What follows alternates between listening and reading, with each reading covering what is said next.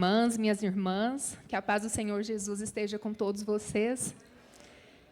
Eu quero agradecer inicialmente ao meu pastor Luiz, à pastora Luciene, por confiar. Esse momento é, de fato, um romper. E, de forma especial, também agradecer à pastora Vânia, à pastora Darlene, a pastora Coleta, que ora por mim, a pastora Alessandra, que me ligou hoje cedo, e tantas outras pastoras, pastora Juliana, que são instrumentos do Senhor na minha vida. A você também, meu amor, por ser instrumento na minha vida. De fato, eu estou aqui hoje debaixo de obediência. O pastor Luiz, ele, de uma forma bem rápida, ele te aborda, te cumprimenta e fala: a quinta palavra é sua. E naquela noite, de fato, eu não dormi, mas eu assumi a responsabilidade, repreendi tudo aquilo que vinha como seta, e debaixo de obediência eu estou aqui, pastor. Houve um dia que o Gabriel pregou, outro dia a Márcia pregou, e assim outros colegas do FCF. Então lá a gente ainda brinca, a sua hora ainda vai chegar, é uma questão de tempo. Então, a boca está seca. Amém. É pelo Senhor, é através do Senhor, meu Pai. Eis-me aqui com humildade, que eu exale amor, que eu exale o teu querer, que de alguma forma, Senhor, eu consiga falar com algum irmão através do teu nome. É o Senhor quem faz, Senhor. Eu não sou nada, nem ninguém, mas eu sou a tua filha. Eu sou filha do rei. E eu preparei essa palavra sobre o seu direcionamento. O meu jejum não terminou na segunda, o meu jejum finaliza hoje. Tudo que foi escrito diante do seu clamor, diante das tuas mãos, na minha cabeça, foi o Senhor que esteve comigo naquele escritório, escrevendo cada palavra. Amém. Bom, amados, o tema hoje será sobre a misericórdia de Deus diante da rebeldia do seu povo. E a referência é o Salmo 78, 9 até o 39. Ele é um salmo extenso, mas qual que é o objetivo da palavra?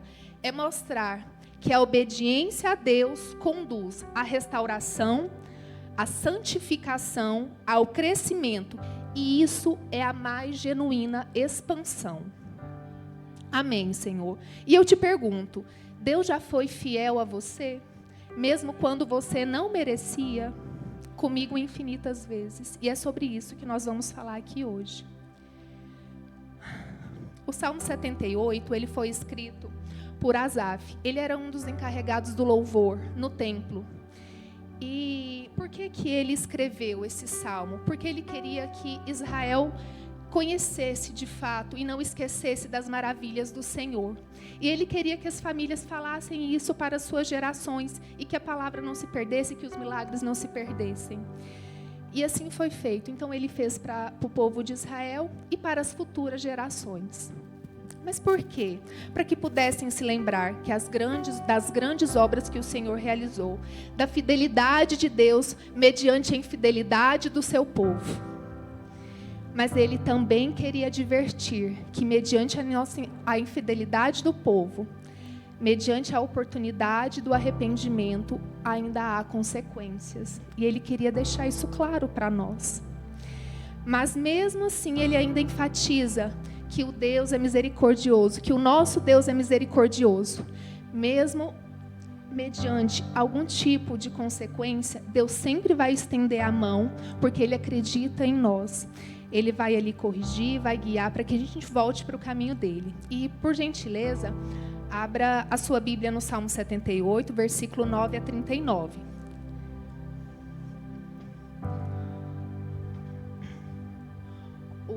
Aqui, vamos lá.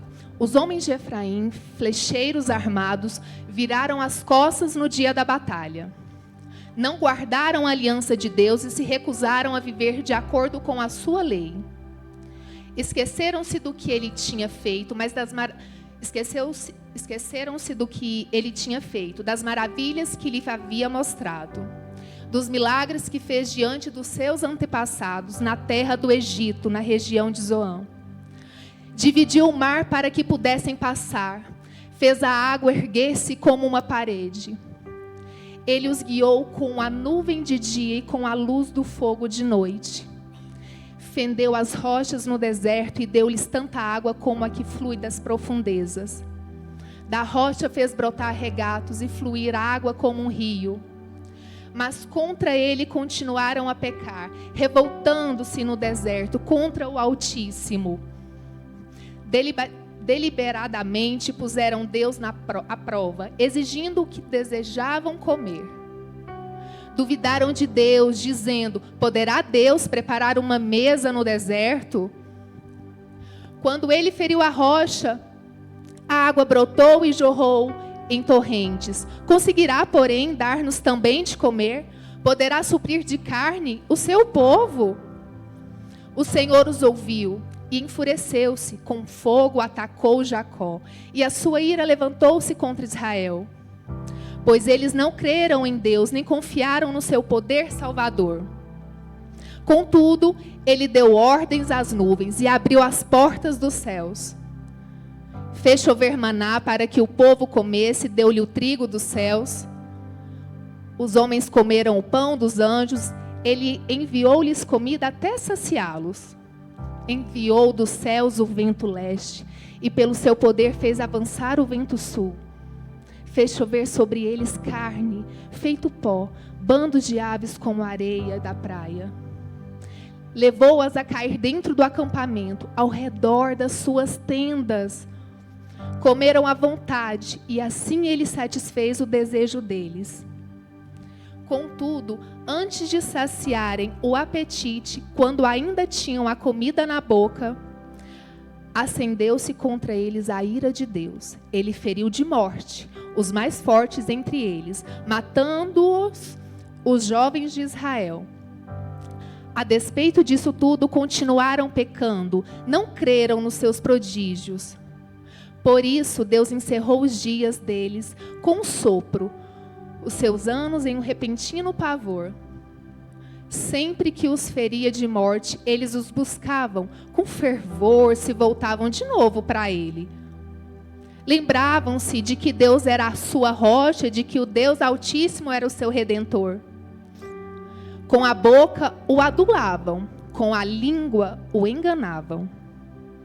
Mas o coração deles não era sincero, não foram fiéis à sua aliança. Contudo, ele foi compassivo, perdoou-lhes as maldades e não os destruiu. Vez após vez conteve a sua ira sem despertá-la totalmente. E lembrou-se de que eram meros mortais, brisa passageira que não retorna. Amém, meu Senhor. O povo de Israel via milagres incríveis a todo tempo, mas eles esqueciam e se afastavam de Deus. Murmuravam, duvidavam, desobedeciam e viam as consequências. Mas o que Deus fazia? Ele sempre dava mais uma chance. No Salmo 78, o salmista, ele nos recorda do quê? Do esquecimento e livramento de Deus, o povo que levava o povo a pecar novamente. Ele nos recorda da desconfiança e da rebeldia contra Deus. Mesmo vendo os milagres, eles continuavam pecando e não confiavam na provisão divina. O salmista também nos recorda da ira de Deus manifestada, principalmente no versículo 21, 31 e 59. Deus se irou contra Israel por sua incredulidade e rebeldia. O salmista também nos recorda do castigo com fome e pragas, versículo 30 a 31. E o Salmo 78 nos recorda das mortes em massa, versículo 31 e 50. Isso não acontece só na Bíblia, acontece com a gente também. Quantas vezes Deus já nos livrou? Quantas vezes Ele já mostrou que Ele está conosco?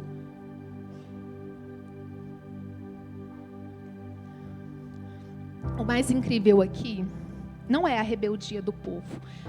Foram as inúmeras vezes que Deus disse: eu estou com você, eu vou fazer por você. Independente de quantas vezes você errar, eu vou te dar uma nova oportunidade. O Senhor quer de nós constância, compromisso, e crescimento. É isso que Ele espera de nós. Há outros exemplos na Bíblia de povos infiéis que receberam o perdão de Deus. E ao se arrependerem, que é o passo principal. O povo de Nínive, citado em Jonas 3, de 1 até 10, onde a cidade de Nínive estava condenada por sua maldade, mas ouviram a pregação de Jonas, e Deus os poupou. Impediu que a cidade fosse destruída. Outro exemplo foi Pedro. Em Mateus 26, 69 até 75, diz que Pedro negou Jesus 3 vezes. Todos nós sabemos muito bem disso.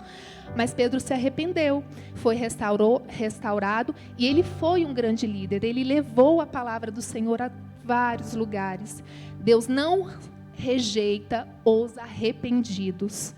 Ele sempre dá uma nova chance para que nós possamos crescer, expandir, prosperar.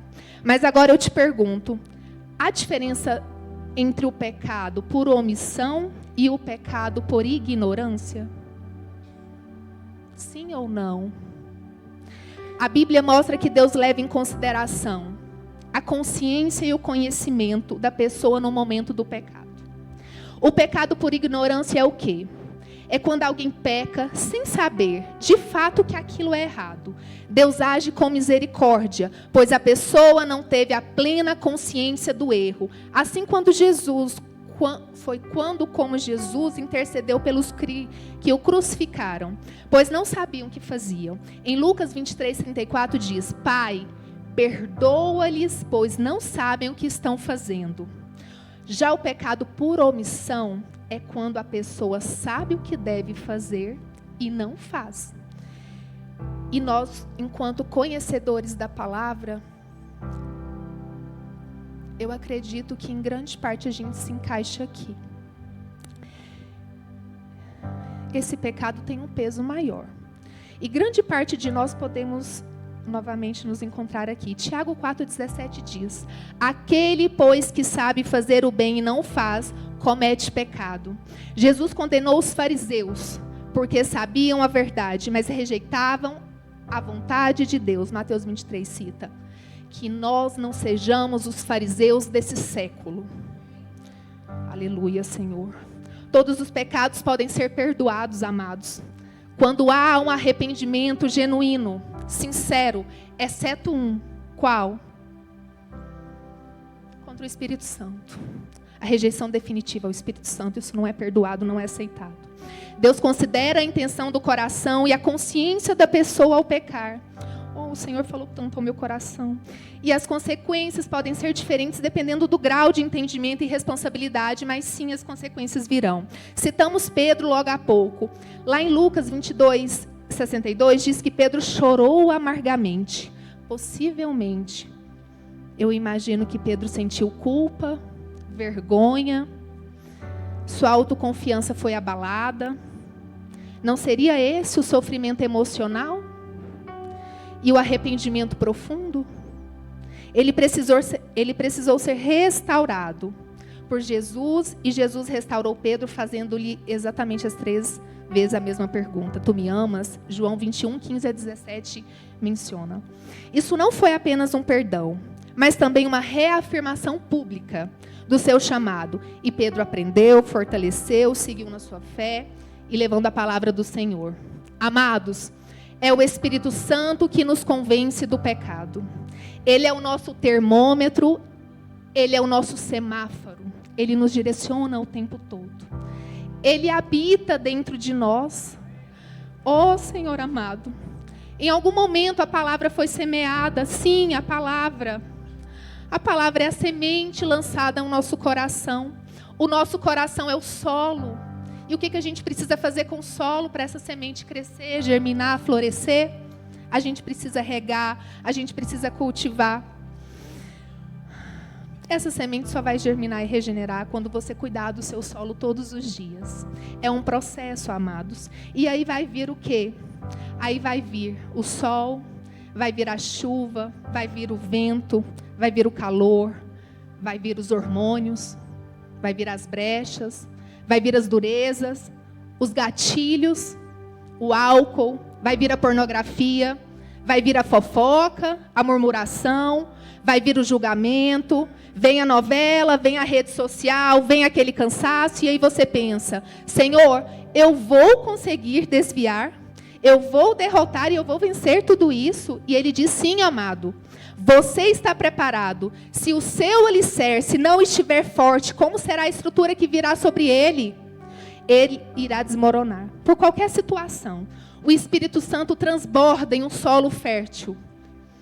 Oh, Senhor, como que você quer expandir sem curar você primeiro? Sem se curar das suas situações, sem abandonar a sua criança interior. Agora é você que serve.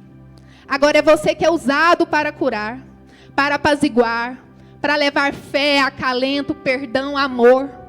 É você que vai direcionar. É você que vai ter empatia quando na verdade você nem queria estar naquela situação. É você que vai abraçar.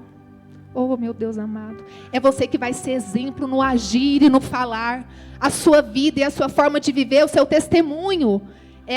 É aí que as pessoas vão acreditar e vão mudar também. Você é o exemplo vivo. Deus te fala nesta noite, eu estou com você e eu vou te lapidar quantas vezes forem necessárias, até que você compreenda que o caráter de Cristo é o que eu desejo em você. Amados, Cristo amava incondicionalmente, independente das falhas dos outros, independente se correspondiam às suas expectativas.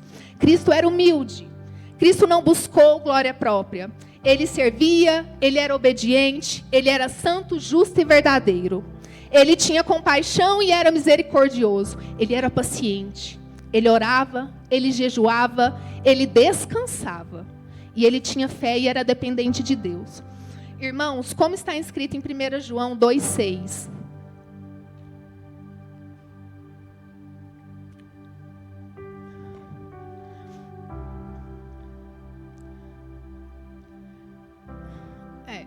Aquele que diz que está nele também deve andar como ele andou.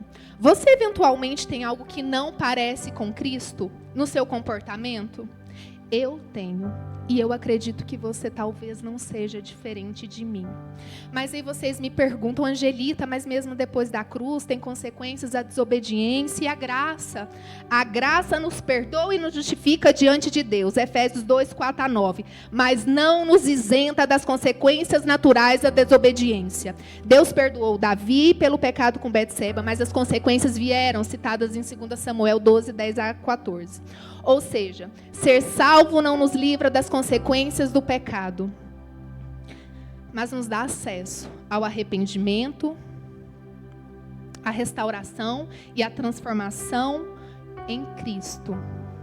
Aleluia, Senhor. Eu vou citar 5 exemplos que o Senhor falou comigo e que fazer referência em relação a essas possíveis consequências. Consequências espirituais, afastamento da vontade de Deus e endurecimento do coração. Hebreus 3, 12 a 13. Consequências emocionais e psicológicas, carga de culpa e angústia. Salmo 32, 3 a 4. Davi sentiu opressão por seu pecado. Perda da paz e da alegria. Salmo 51, 10 a 12. O pecado pode nos roubar o gozo da salvação. E olha que aqui, amados, eu não estou falando daquela tristeza, um sentimento depressivo, que às vezes é somente uma deficiência de vitamina B12, ácido fólico, vitamina D. Não é essa. Consequências físicas e materiais. Pecados específicos podem trazer resultados diretos, como vícios, destruindo a saúde ou a desonestidade, arruinando finanças e reputação. Em 1 Coríntios 11, 29 e 30, Paulo menciona que alguns crentes adoeceram ou até morreram por desonrar a ceia do Senhor. Consequências relacionais. O pecado pode destruir relacionamentos, trazendo conflitos, falta de perdão e divisões. Efésios 4, 31, 32. Disciplina de Deus e a última. Hebreus 12, 5 a 11. Diz que Deus corrige aqueles a quem ama, para que aprendamos a obedecer. Não é uma condenação eterna, amados, mas é um chamado para nós voltarmos para o caminho dele. Ele acredita tanto em nós. Eu tenho muitos exemplos, mas a gente falha na vida, né? Mas a gente acerta muito mais do que falha. Quando eu tinha 19 anos, Eu sou de Trindade, eu sempre morei na fazenda até os meus 12 anos. E eu vim para Goiânia para tentar a vida, né? E aí eu entrei num caminho de desobediência. Eu desobedeci, eu desonrei e eu fiquei grávida. Mas a gravidez, obviamente inesperada, ela não foi para frente, já na sua fase inicial. E lá no leito do hospital, acompanhada, minha mãe também um tempo todo comigo, eu me vi num processo de curetagem, e bem doloroso, por sinal. E teve uma hora que eu perguntei: mamãe, e o papai, ele não vai me visitar? E aí, ele não me visitou. O meu pai me dirigiu palavras muito duras. Naquele momento, a minha mãe disse que ele ia ficar cuidando da fazenda, que ele realmente não pode ficar sozinha, mas, enfim, era a filha dele no hospital. Papai, eu te amo e está tudo bem, não é um fato isolado que vai sobrepor todos os outros maravilhosos que a gente já viveu e que a gente vive até hoje. Eu te amo. Mas naquele momento eu precisava que a minha família estivesse ali comigo. Eu me senti envergonhada, eu me senti suja, eu me senti acusada pela sociedade. E quando... Eu não sei como que é com as outras pessoas, mas quando a gente sente essas coisas, a gente perdoa tão fácil. Quando a gente falha, a gente perdoa tão fácil. E a gente aprende a não julgar. A gente incomoda com o julgamento, porque só quem foi julgado sabe o tanto que é ruim. Mas aí, eu precisava escrever uma nova história. Na época eu cursava engenharia. E eu nem fazia engenharia direito, porque pais, apresentem o mundo para os seus filhos. Não deixem eles descobrir sozinhos. E aí eu fui fazer enfermagem, mudei de curso, mudei de setor. E comecei uma nova história. Como uma boa melancólica, a gente tenta não errar. E quando a gente erra, isso incomoda muito. E a todo momento eu sempre decidida, forte, sim, é não, e sabendo onde que eu poderia cair. E com certeza caí várias vezes.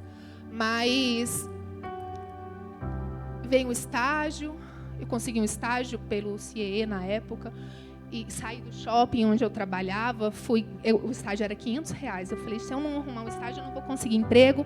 E aí eu fui refazendo a história.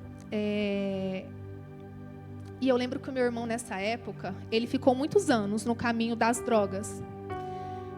Antigamente, eu lembro que na minha casa tinha álcool e caixas de cerveja. E, às vezes, a gente tinha uma concepção diferente do que era felicidade, né? Mas, hoje, o álcool não entra lá na fazenda. A minha mãe não permite. Ela tomou uma decisão, mediante toda a circunstância, e entendeu que, para que os nossos mudem, a gente também precisa mudar. E aí, isso eu tinha 18 ou 19, e passaram-se 4 anos, e eu sempre buscando algo, e eu lembro que tinha algo diferente no meu coração, só que eu não falava para minha mãe, porque eu não queria dar trabalho para eles, ou se eu faltava dinheiro, e como faltava, eu também não falava, e porque eu queria apoiar, o meu irmão estava nas drogas e agora ele precisava de ajuda e está tudo bem. E aí eu fui no encontro de jovens, aceitei a Jesus e foi onde eu conheci o meu marido, graças a Deus.